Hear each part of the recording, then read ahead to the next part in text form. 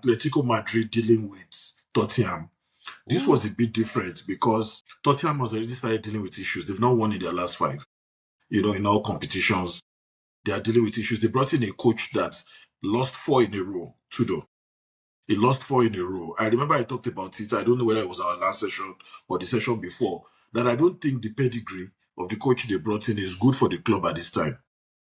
A lot of fans are walking away from most of their matches. It's becoming very, very abysmal. Fans are livid, very angry. Now they are depending on the game they will play tomorrow to kind of make some final assessments because they are still 16th on the table.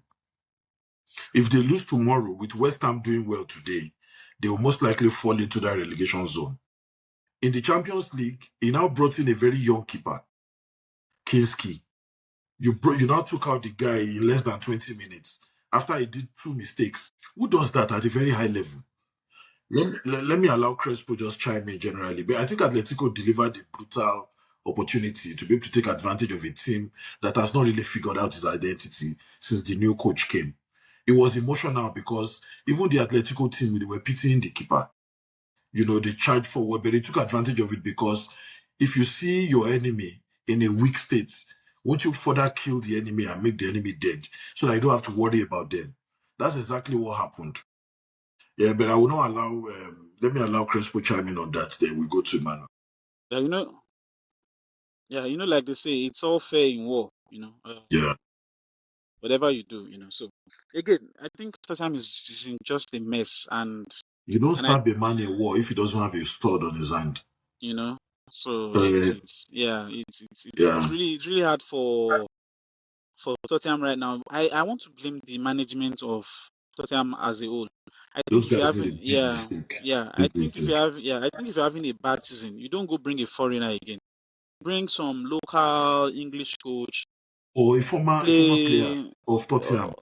Somebody that would give the team that boost, for that period. Get somebody that is going to play dirty, lock shop up. Guys, we just need to survive. We're not yet trying to be some fancy team. But I see at this point, they are still trying to be fancy. Like, I don't know why.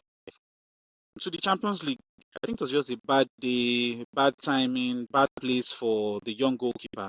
So in a way, I think whichever way you look at it, if he stayed on and he considered 6-7 more goals, his morale was never going to be. It's almost the same team. So in a way, in the spur of the moment, I think the coach just wanted to save the boy, save him from. And again, it caused another kind of embarrassment that after 20 minutes you're out of the game.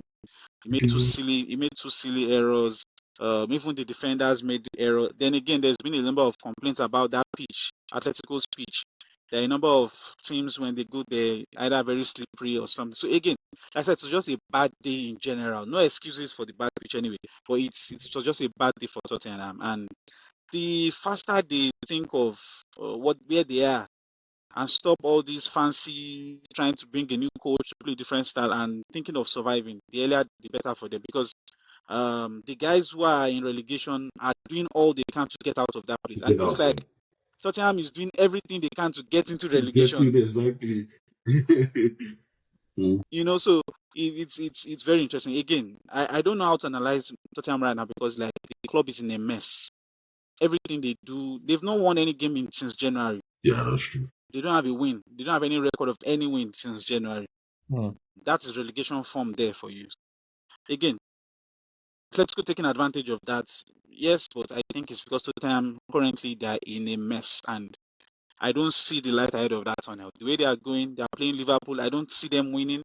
And by the time they play any of those relegation teams also, I don't see them beating them. So who can Tottenham beat? That's the question. Let's see how they can survive.